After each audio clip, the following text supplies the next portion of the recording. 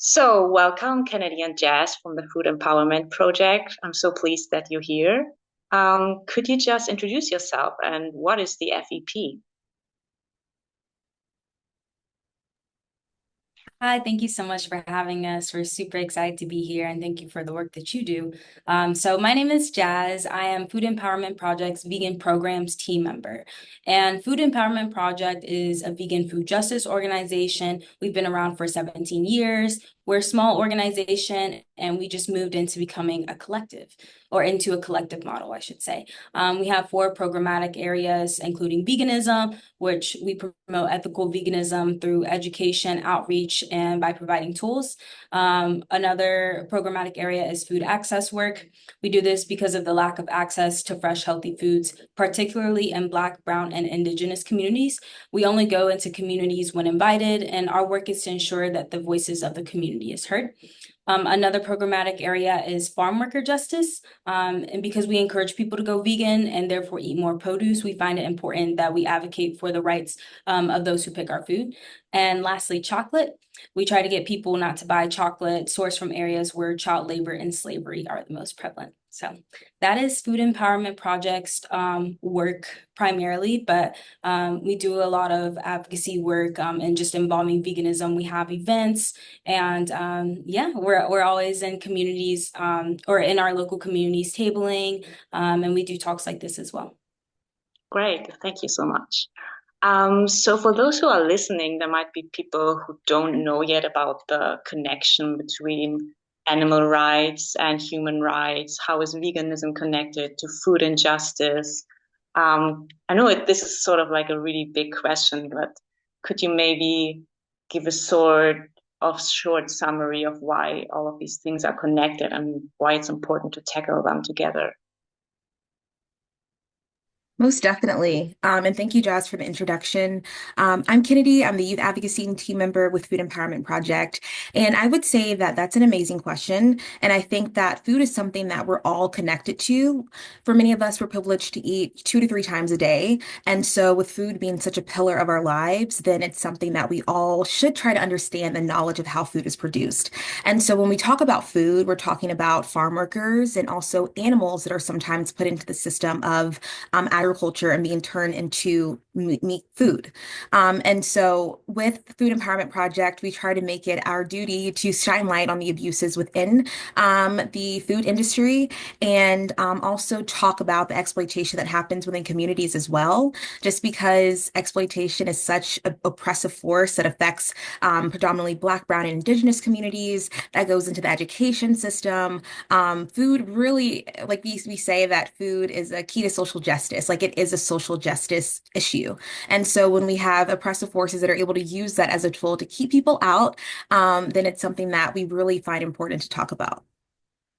Yeah. And like you said, food is sort of the key thing that connects all of these different oppressions. And this sort of ties into my next question. Why do you think it's important to have a movement like the FEP or have a project like that that really talks about collective liberation and how to tackle all of these oppressions at once instead of just having like, we have a lot of single issue movements that are, just animal rights, just anti-racism, just anti-misogyny, all of these different movements. And I sort of want to talk about why you think it's important to have movements that combine all of these things so that together. I mean, I guess you already started talking about it because all of these things are connected, but um, maybe you can go a bit deeper into that. Yes, so many of us have heard the quote that none of us are free until we all are free. And I think that just directly correlates to all of this. And there's just so many connecting issues like environmental justice. For example, like we're always talking about, Black and Brown Indigenous communities who are often at the brunt of a lot of suffering when it comes to the food system. We've talked about farm workers, and oftentimes, again, these are people that are within these marginalized groups and are oftentimes like just very much exploited and yeah, again, just given the brunt of all of these things just to benefit a select few and at the expense of these people and of so many of us. And so really, when we're talking about this movement for collective liberation, we think that it is through veganism, it is through environmental justice, through advocating for anti-racism, where it's a holistic, bigger picture being shown, you know what I'm saying? And so it is very important to us that I'm so glad that you mentioned single issue advocacy, because we can't talk about food justice without talking about farm workers, without talking about animals and veganism, because there's just so many systemic things that so many systemic injustices that are connected. When it comes to the dairy industry, it is a feminist issue. When it comes to farm workers and factory farms, again, it is a lot, oftentimes like Black, brown, and Indigenous people that are at the brunt of this suffering. And when it comes to even health and stuff like that, again, it is Black, brown, and Indigenous people that are at the brunt of this. And so it is just such a big just issue that is really affecting so many groups. And so it's important that if we're being single issue advocacy people, then we're only going to be touching one group whenever it is much broader than that. Yeah, I absolutely agree. And what I've seen a lot in the animal rights movement, especially, and I think that's true for all movements, if we only focus on one issue, we don't have the awareness that, all of these systems of oppression, they permeate all of society. So we all are indoctrinated with them. And if we don't start talking about that, then we will just, replicate these systems of oppression. There's a lot of, it's very obvious that the mainstream quote unquote vegan movement is represented as being very white. You always have white men as the leaders and CEOs of vegan organizations and companies. So it just replicates all of these social justice problems that we have everywhere else. And then we just create these sort of, we have then our own cognitive dissonance, which veganism is supposed to, or it is about compassion and it is about justice. So how can we have injustice among us humans? How can we actually help animals? Or how can we even really care about animals if we don't care about other human beings, if we don't care about creating justice everywhere? So I think it's also a lot about, being consistent. And also, I think it's very important that every individual activist does that internal work to, raise their own awareness about how they are contributing to human oppression, And I just think if you're someone who cares about, not contributing to animal suffering, then of course you should also care about not contributing to any human suffering. But yeah, I don't know. It surprises me because I've seen I've done a lot of research recently that shows that there's a lot of pushback in the animal rights movement where people sort of are like anti-intersectional and this kind of stuff. And it really surprised me because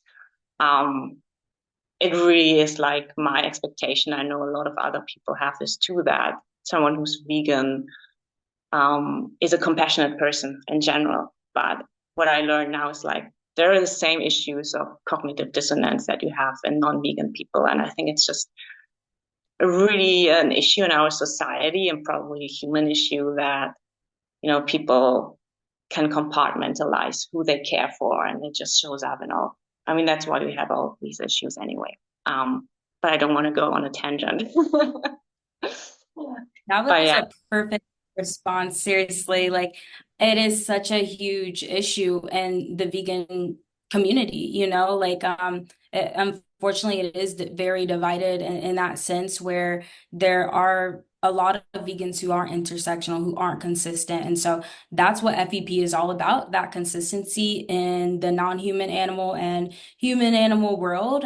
Because yeah, justice and compassion should be everywhere, and it is very interesting that for a lot of people it is only limited to non-human animals. But here we are trying to do the work because for a lot of people too, I think, they see what's happening to the animals, and we've never a lot of us just grow up accepting these truths that we've been given, like this is what you eat, this is normal, you know what I'm saying? And then they see what's happening and they're just completely like, it is very upsetting and very like confusing to, hear about what's happening.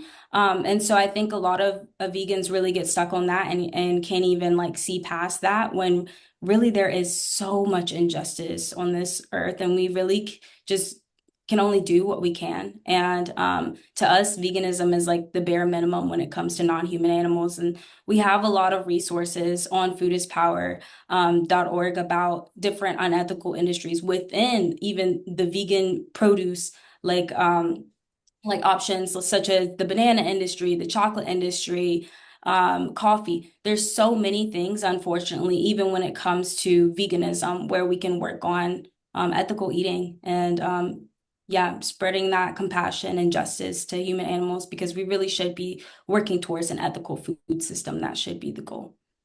Yeah. Absolutely. And just to add on to that, I think that it can be very isolating if you're not touching on the different injustices that exist, because I think that you're kind of putting up two sides on which side that you think, might be best for you in that circumstance. But it's important that if you're seeing injustice that is happening, you should not be ashamed to speak out against them or follow groups that are advocating for all people.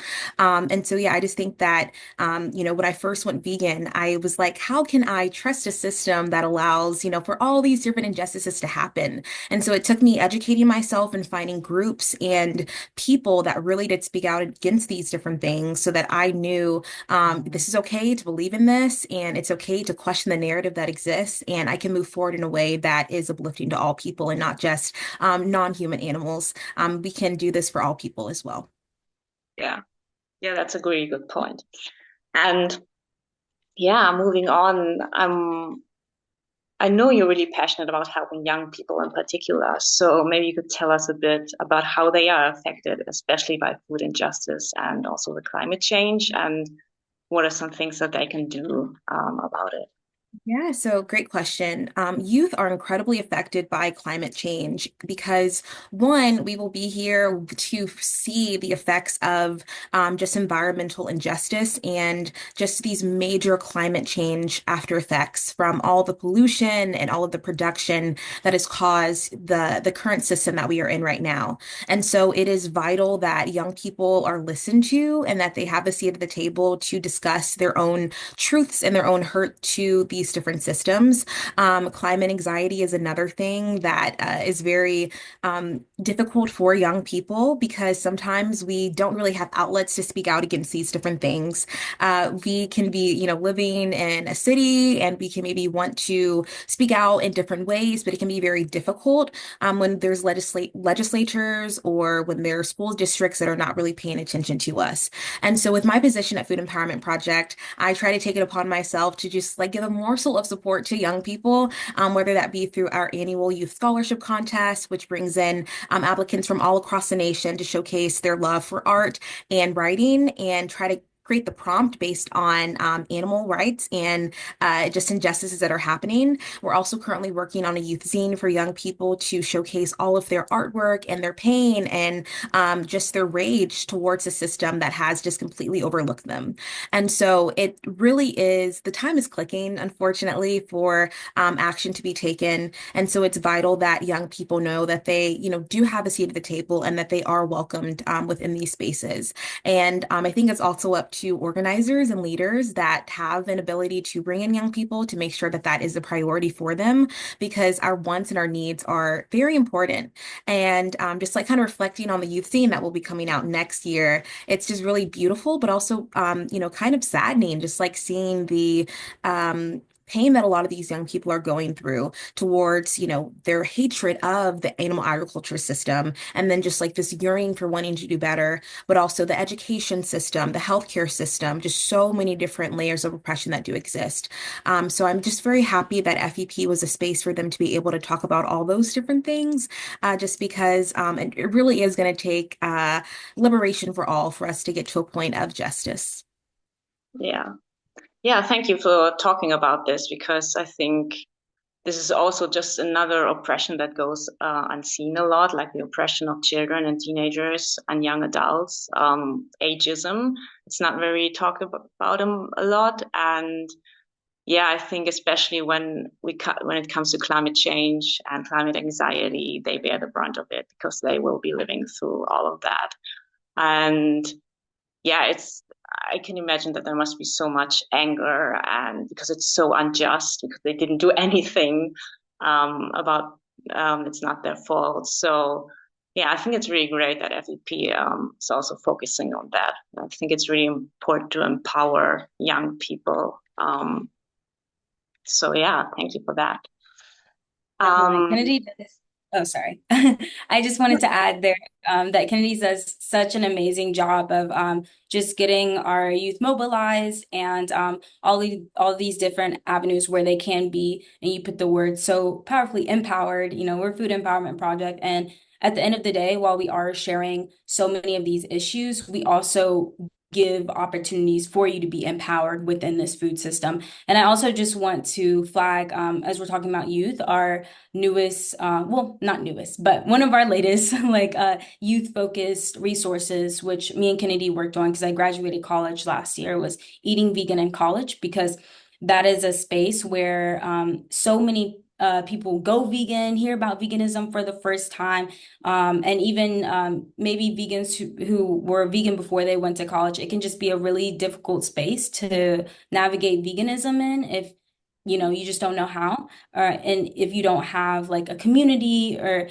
in any situation, it can be very difficult. So it was really important for us to work on this resource. And it really talks about like advocacy, it talks about meal ideas, it talks about like what is veganism and so much more. So I just wanted to share that for anyone listening who knows someone in college who is vegan or wants to go vegan or just going to college. And this is a resource that we do have on our page. And we're so excited to continue to make resources for the youth to empower the youth because it really, really, really is so saddening and feels so disempowering, all the things that are going on. But it really takes us being able to stand in our power as much as we can to make the change, to see what we want to see and create what we want to create. So, yeah, I just always want to bring that in that though there is so much at play, we have to do what we can to stand in our power and create these paths to walk through.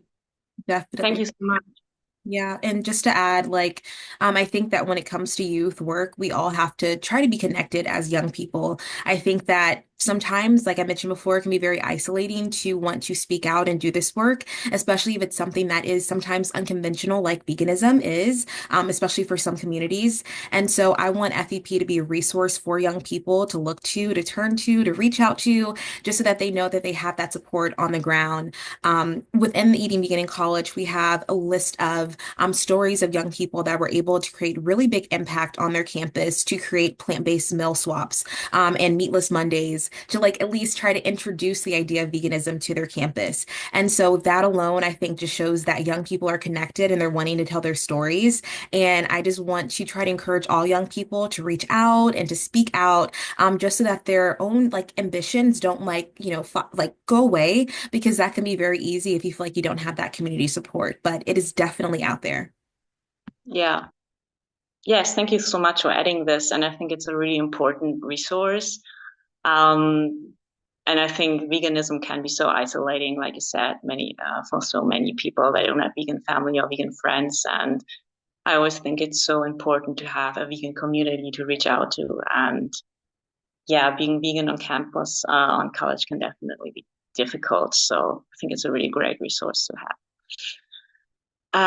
Yeah, moving on from that, I was also wondering, for people in general, maybe there might be people who are already vegan and now they're, learning about how all of these different oppressions are connected and wondering how they can do more to, not support oppression of other humans through their food choices, or maybe people who are thinking about going vegan or who are coming from the human rights sector and are wondering, okay, how can I have the most impact? What is something that I can do, or the most important steps that I can take so that my food choices do not contribute to the oppression of, neither humans nor animals. I mean, it's kind of impossible to do nothing, no harm at all, but what is the biggest thing you think people can take?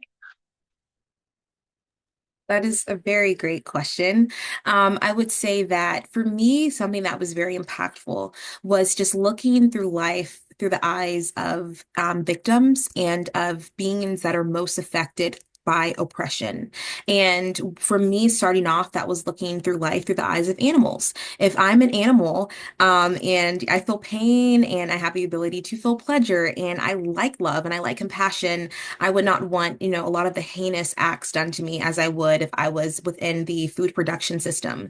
And so that alone just like made it click for me. Okay, well, I won't contribute to that. And then also I looked into like animal testing. Okay, well, that's another thing where animals could be affected. So I won't contribute to that as well. And then also just like the fashion industry, like how are some animals being used for that? And so over time, it just kind of build on top of each other. And it's kind of like this umbrella of just like terms and of just like language of what could allow me to live in a way that just would not, cause the most oppression and the most pain to living beings. And so it's definitely sometimes easier said than done, especially dependent on your circumstances. But I think that that's a really great way to start just looking at the world and also, once again, questioning like what has been put in front of your face for so long. Because like FEP believes, the United States, it is built on a system of injustice. And very clearly, there's just still so many communities, and it's even just part of honestly our system that things are just not fair and they're not where they should be. And so it's very difficult, I think, to listen to some people discuss the system if, they're advocating for a system that is unjust. And so it's just very key that we are, looking at the world in a way where we're trying to question the narrative and try to put everything into perspective in a way that is compassionate for all beings. And then another thing that FEP has is we have numerous resources for people to be able to figure out the 15 most impactful things they can do, including veganism. We also have so many different videos and tangible resources for people to order and for them to use in their community to help educate others. And I think that that's really key is just trying to share that knowledge and also going into spaces where there aren't maybe a lot of vegans, but trying to put yourself in those situations so that you can speak with other people, learn more, try to use that knowledge and apply it to make yourself I think more of a fierce advocate for all people. Yes, perfect, perfect. 100% can. Yeah, and I just also want to add, like I mentioned before, foodispower.org has an abundance of information on what happens in unethical industries, such as, of course, animal agriculture, as well as industries many people don't often know are very unethical, such as chocolate, coffee, avocados, bananas and more. Our pages share why and how these industries are unethical and what you can do to source more ethical vegan foods. Such as produce. And as far as choosing vegan items, we also have a page on where to find vegan foods, as well as a vegan page on what is veganism and how to know if something is vegan or not, so that we can work towards creating an ethical food system for both humans and non-human animals. And I totally agree with you, Kennedy, like finding community where you can. Again, I think I read that like vegans are one or less than 1% of the population. So it is very small, of course, but it is so impactful to if you have any friends or family members who are vegan. And if not, join online spaces where you can have a community, follow organizations like us who are constantly trying to engage with you and share our resources and keep you up to date on all of these things because I mean, 1% of the population is very small, but I mean, we have big aspirations to make that bigger, of course, right? But yeah, I do think that community is so important and just following where you can and sort of similar to what Kennedy mentioned, always ask questions. Always ask questions. Like you can do a quick search on anything to figure out if it's vegan or not. Like never assume that something is vegan unless you know for a fact. And I think that these pages that we work on are really helpful when it comes to sourcing produce because that is something that I think, I mean, a lot of people go vegan and they think that, okay, I'm good to go. You know what I'm saying? Sort of what we've been talking about this whole time. But again, like, veganism isn't perfect. So, we're all just doing the best that we can, but we really have to. A lot of people say that term loosely, like, oh, I'm just doing the best that I can, but it's like, are you? I think we can all try a bit harder. So I have to tell myself that, I think we all have a duty to try harder. You know what I'm saying? We have a responsibility to try harder. And yeah, I'm really grateful that that's what a lot of us in this space are working towards, because it's easy to just go with the status quo. It may be considered easier to not be vegan, or easier to not look into all these unethical industries and advocate for the people who need advocating for. But it's really a testament to the better world that we want to see by doing the work and looking into what's going on, so that we can be better and have the collective liberation that so many of us are seeking. So. Yeah, thank you, both of you. And I think it's amazing just how many topics you have resources on. Um, I was just wondering if someone was thinking about maybe growing some of their own produce and, not being so dependent on having to buy things. Do you have any resources on gardening, or maybe, I don't know, I was sort of thinking like a lot of people who live in the city, they don't have a garden. What kind of plants they can grow on their balcony or something like that. I don't know. Do you have any kind of resources on that? Or is that something that you plan on having resources? Yes, we actually do. We have a how to grow your own food resource that we've had on our page as a resource for a while, but I updated it this spring. And it is literally A to Z on how to grow your own food, with it's all about accessibility too. So you could just use your like your windowsill or a patio, or if you have a yard or a community garden. And it's it's just really important to us to advocate for growing our own food if possible, because just like many of the things we mentioned, like the food system is not in support of Black and Brown and Indigenous people. It's actually very exploitative of our people. So by growing your own food is a way to empower yourself and your community. And yeah, on this resource, how to grow your own food, you can learn about seed starting. You can learn about how to grow food from the produce you buy from the store. You can learn about propagation, growing more food from just one plant, like growing more plants from just that.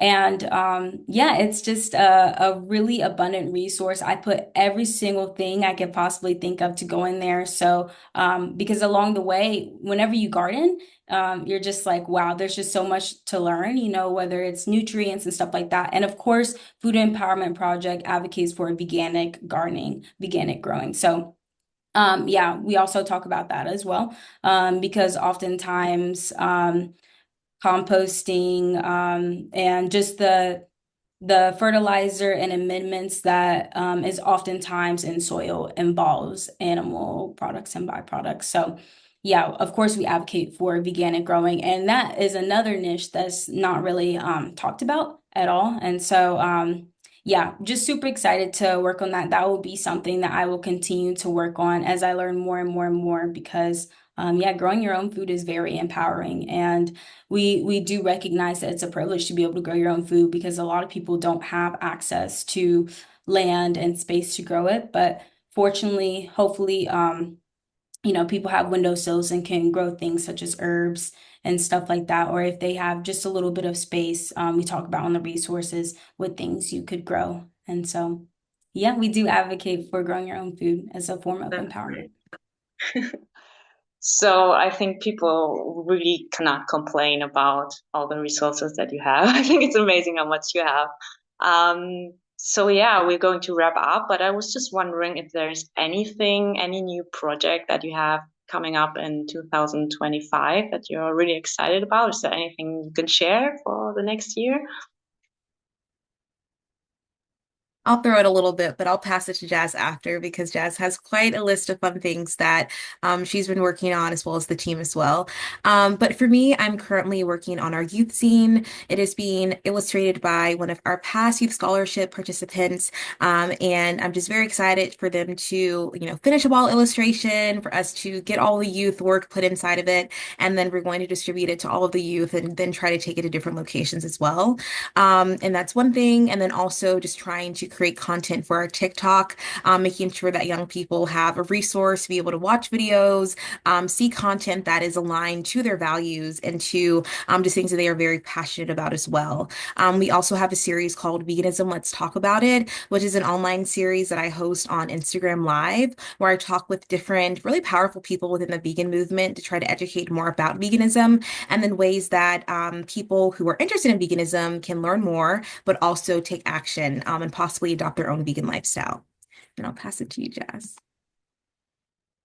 Yeah, we're super looking forward to 2025. It's going to be a great packed year. And so many things come to mind, but we have recipes on our website, and that page is going to be packed to the brim next year. And I just also want to share that if any of you out there, including yourself, if you'd like to donate any recipes, we do contribute to the recipes page ourselves, like our team members do, but also we take recipes from our supporters. So that has been like such a beautiful way that we've connected with our supporters and can share their work and all their delicious recipes as well. So that's one thing that we definitely will be doing is adding significantly more recipes. We're all super excited for it because we're all foodies. So, and then I'm working on a super big resource I'm super excited for. And a hint is that I do a lot of traveling, and so do a lot of people. And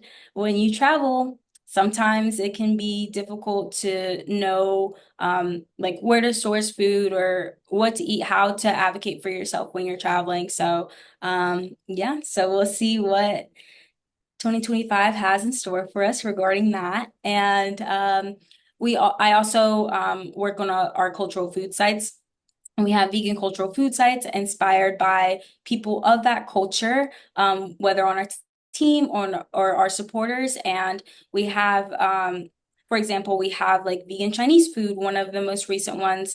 And we have traditional Chinese dishes that have been veganized. So all of our cultural food sites have traditional dishes of that culture that is veganized to show people that they can still have their comfort foods, but veganized. So this past year, Kennedy and I worked on vegan soul food. And so we will be releasing the accompanying booklet for that, or the recipe guide. We have accompanying recipe guides for every single one of our cultural food sites. And I also will be launching a new cultural food site that I cannot express how excited I am for. So stay tuned because that will be announced in January.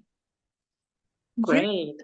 And just to add, we have 5 cultural food sites so far. We have vegan soul food, vegan Lao food, vegan Filipino food, vegan Chinese food, and vegan Mexican food. And those can all be found on our website. And thank you to Jazz for making sure that those are updated. And also we were able to work on vegan soul food together, which was a lot of fun, which getting our family involved. We have so many different recipes on there.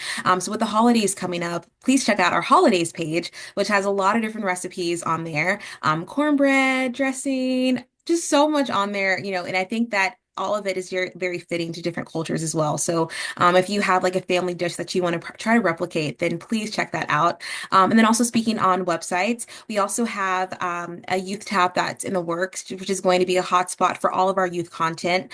And then we also have our youth scholarship contest, which is coming up in February, which will be the launch date of it. And so this is a way for young people to try to secure funds for the education, but also sustainability efforts that they want to do in their own community.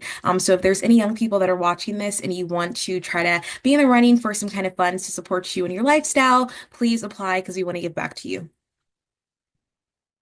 Wow, that's amazing. That's already so much. I remember watching your live stream you did the other day about what you did in 2024, and I just really couldn't believe how much you did in just one year. I mean, like every month you had so many different projects, and it sounds like you're going to do the same for 25. So thank you so much for all the hard work you do. And I'm sure that people find your website really useful for whatever questions they have. And yeah, that brings us to the end of this interview. Thank you so much, Kennedy and Jazz. And yeah, I'm looking forward to seeing more on your site in 25. Thank you. Thank you so much, and thank you for all you do. I think that if we all like look through the lens of collective liberation, we would live in such a better world. So thank you so much for connecting all those different things for people. We really appreciate it. Yes, Thank thank you so much for having us. And we hope that you all who are interested, again, visit us at foodispower.org or Food Empowerment Project on our social medias. We are nonprofits, so we appreciate any donations. Any engagement really helps us to continue to do the work that we do because we are trying to build a better, brighter future for everyone. And we're just really appreciative of our supporters. So thank you so much for everyone who listened, and we really appreciate your support. Thank you so much. you. Bye.